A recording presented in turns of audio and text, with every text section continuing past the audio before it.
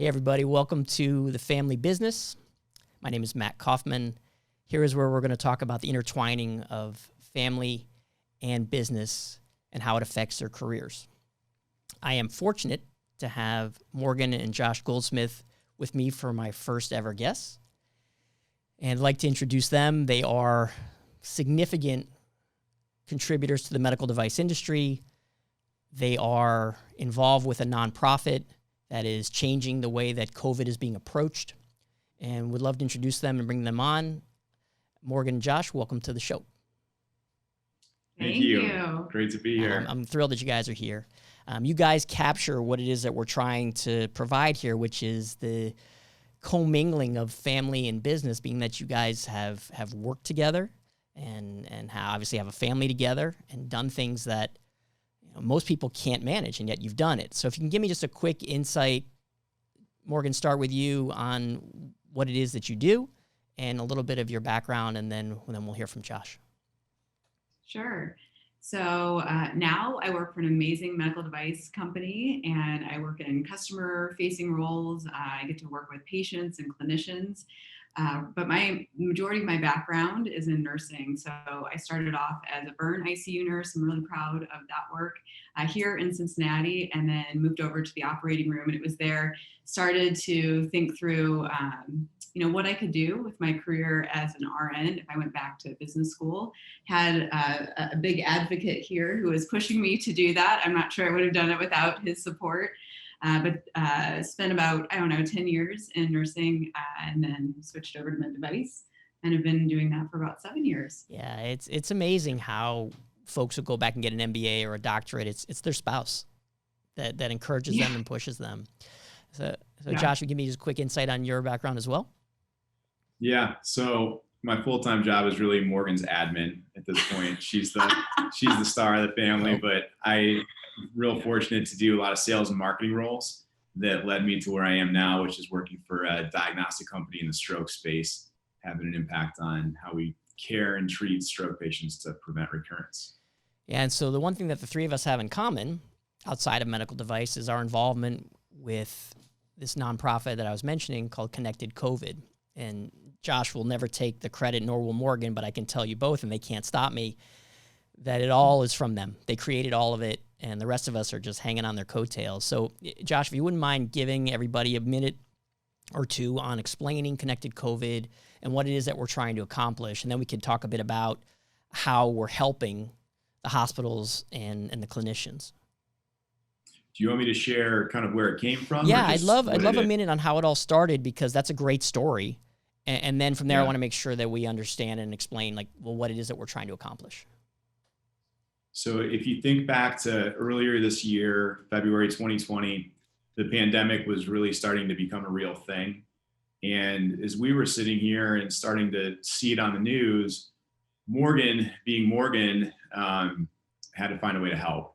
And so she started reaching out to a lot of hospitals, both here in Ohio, but also Michigan and New York, and signing up on these government medical reserve corps sites just to offer herself and say, hey, I'm a nurse, I've got a current credential, and if things get really bad, I just want you to be able to call me and I'll come in and do whatever you need me to do. And what was really frustrating was, I think you applied to 15 or so places in about a week, and Morgan's pretty persistent. So this wasn't just blind emails, this was phone calls. I think there was actually showing up in the lobby that happened. And for all that effort, no one ever followed up with her. And then you fast forward, and within 2 weeks, the same hospitals are posting Facebook ads trying to find nurses. The governors of these states are on TV begging for help. And so it was just incredibly frustrating for us to look at a system that desperately needed people, and then to be sitting here with somebody that was raising their hand, in effect, and they couldn't make it work. They couldn't connect. So we, from there, really just sketched out a plan for what a platform might look like that could bridge that gap and just make it easy for hospitals to have this flexible capacity in an emergency, and make it easy for people like Morgan that have a special skill set to offer to volunteer that skill set, paid or unpaid, when it's most needed. Yeah, it's for those of you who aren't reading between the lines. Morgan dropped everything to go help when didn't have to. And the craziest part is she had to beg to help, which is startling, considering who she is and her credentials and what you're saying about her. I'm curious, Morgan, your family and your history is pretty much one of service. And would love to hear about it. I know your dad served a long time in the Navy, and so is that where it all comes from, or is it something more internal for you? Absolutely. I think that's the foundation of it.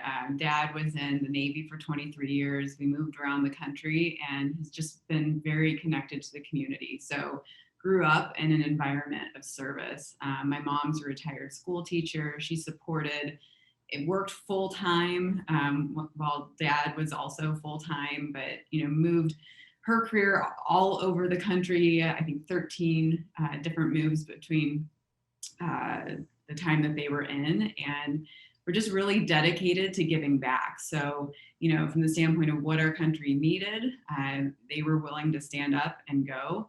And through that, and my dad's experience, have just formed some, great relationships from different friends in college that, went into the military. I mean, one of Josh and my best friends has been in the Navy throughout their career. We're very close with them. So I just feel a strong connection to being able to give back. And I definitely have always been driven to service type roles. That's what fills my bucket. And that's how I essentially ended up in nursing. I wasn't sure what I wanted to do, but I knew I really liked helping people. And it was challenging and hard and enjoy high pressure situations. So went into nursing, and just that filled with my initial experience in the ICU was just that my grandfather had done some volunteer work with burn hospitals. And so I thought, gosh, this is kind of the perfect segue in. And that environment really set me up for, the rest of my career, but also feeling very comfortable walking into a hospital with so many unknowns, which is exactly what the field hospital that I was in. Well, it's interesting. The hashtag that we've been using for Connected COVID is always a nurse. And I think that, that just screams who you are, that no matter what company you work for or whatever you do within medical device, at the end of the day, that's your core of who you are. So speaking about your dad, is there anything that he says that you say? Oh my gosh. He's a man of few words. I think taking one day at a time and just pushing forward. I mean, I heard that again and again. He worked in very challenging roles. We worked extremely long hours. And it was always important when my sister and I got overwhelmed to take a step back, take a moment, take a breath, and think about the big picture of what you were working on. So I always think about that, especially when I'm getting overwhelmed in a situation, where take one day at a time, one breath at a time, and keep moving forward and think about how you are impacting others. What about you, Josh? Your parents say anything that you hear yourself saying? Yeah, there's a lot of things my dad said that I can't repeat. It's a family show, Josh. Yeah, it's not that kind of program. But I'll tell you one that always sticks with me is my dad's a salesman. He might be the greatest salesman that's ever lived. And he always says... And one of the funniest human beings I have ever met in my entire life. Oh my gosh. He always says, deals are like trains. There is always another one coming. And it's just a good reminder that whatever it is that is in front of you that you think is the last you'll ever see, you just got to hang in there and keep working, and there's always another one. Yeah, I mean, I quote my parents every day. Everyone in my office has had enough of that, because they can quote the stories too. Now, you guys have, what, 9 kids? How many do you have? Yeah. Oh, shoot. Did we forget about one? Yeah. Pretty sure we have 2. Yeah, 2. 2. Yep. And so considering how busy you both are and how you try to put some kind of juggling act on this, how do you decide who's up and who's on kid patrol when the other is traveling or the other has a meeting, or when you both have a meeting at the same time? Like, how do you manage that? A lot of TV. Yeah. Hey, listen. A couple good apps we could recommend. Yeah.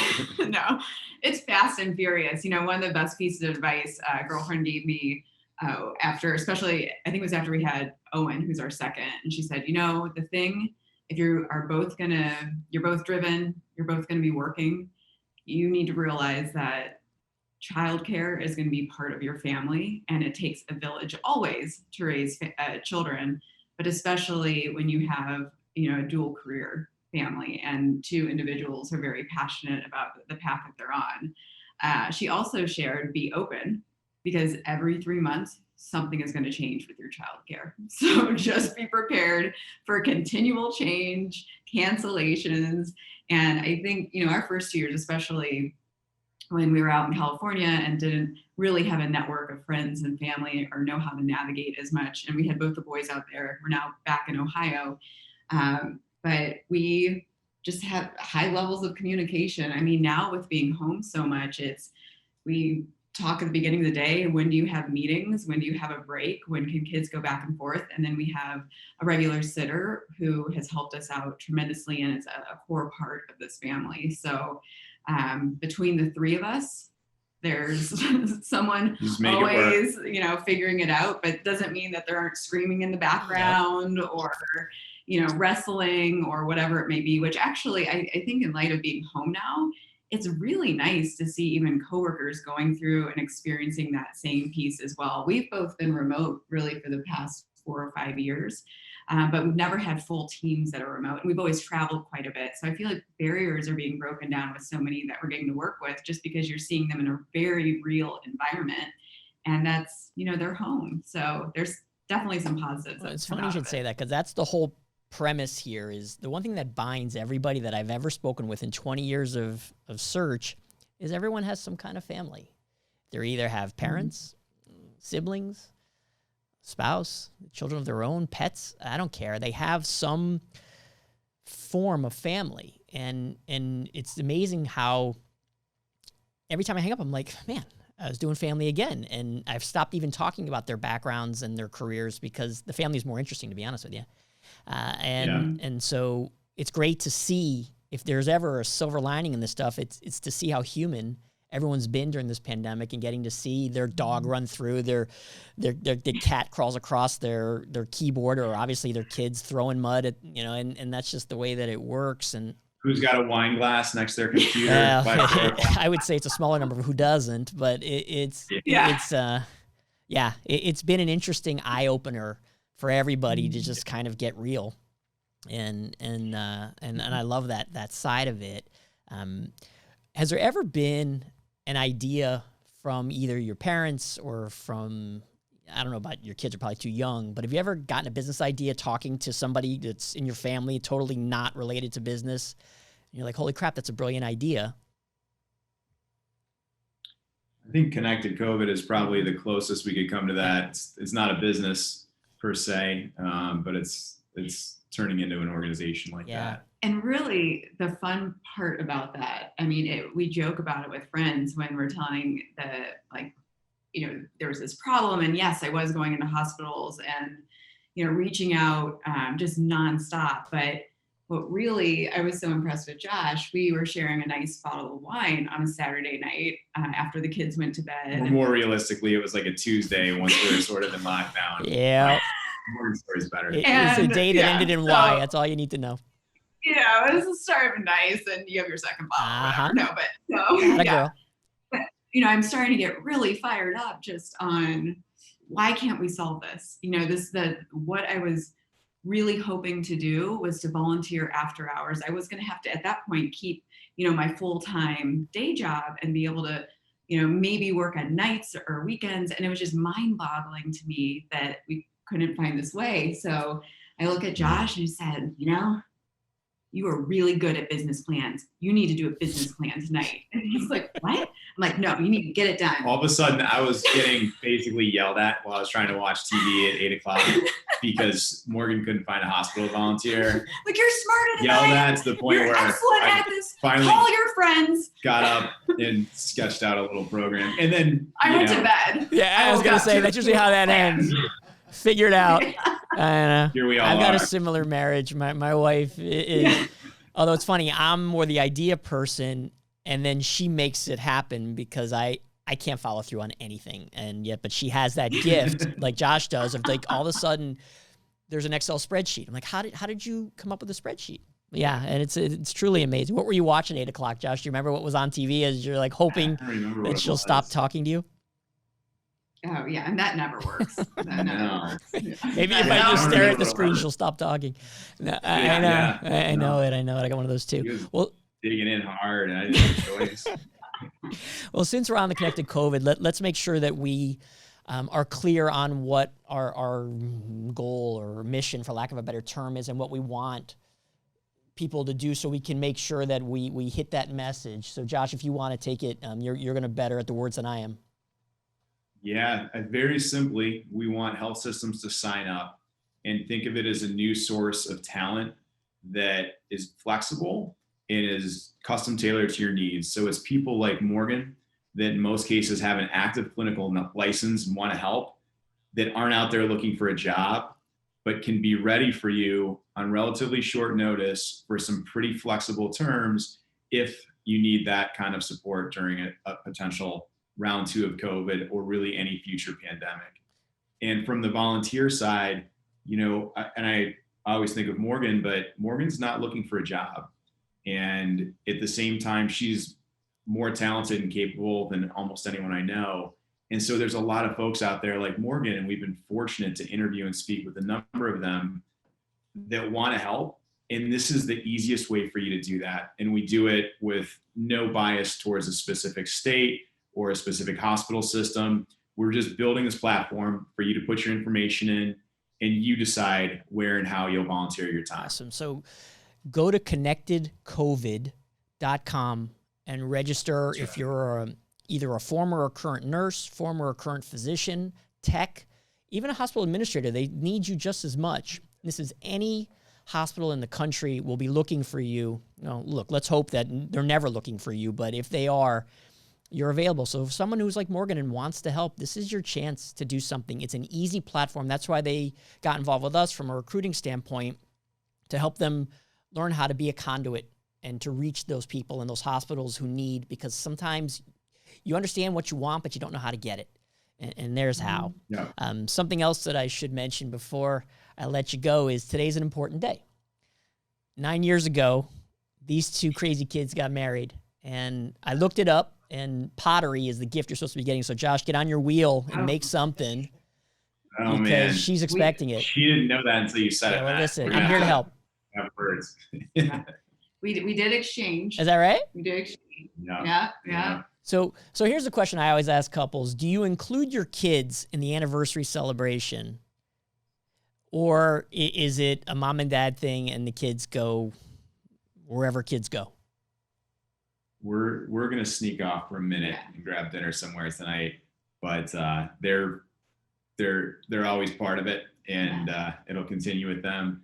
And Morgan, because she's the greatest wife of all time, got me a chainsaw for our anniversary this year. So this weekend there's been tears over the curtain. It's like, it just isn't working. I gotta go get the new chain. Do you need a license for that? Like, I've never used a chainsaw in my life. If you've got a credit card and you're willing to make bad decisions, you too. I was going to say, that's after a long night after White Castle, and then you wind up with a chainsaw. Well, look, I can't tell you how grateful I am for you guys to be first. You have set the bar. I don't know if I can do another one of these because I doubt it's going to be as much fun. But thank you very much. And for all that you guys do, the Connected COVID website is up and is running, and please go check it out. So thank you from the family business, where family is what binds us all. Have a good night, and happy anniversary, Goldsmiths. Hey, Matt, thank you for, this Connected COVID team has brought together a real special group, and the folks that have built that website are amazing, and we wouldn't be here without them. And frankly, we wouldn't be recruiting very many people to join without all your guidance on how we've been reaching out and really leveraging the platform that you have and that you've earned to touch them. So thank you. Yeah, just proud to be a part of it. It's an amazing amalgamation of people, and I just stay quiet on the calls because everybody there is pretty impressive. So thanks for including me. We do too at this point. Yeah. Well, listen, all the best, and I'm sure we'll be in touch.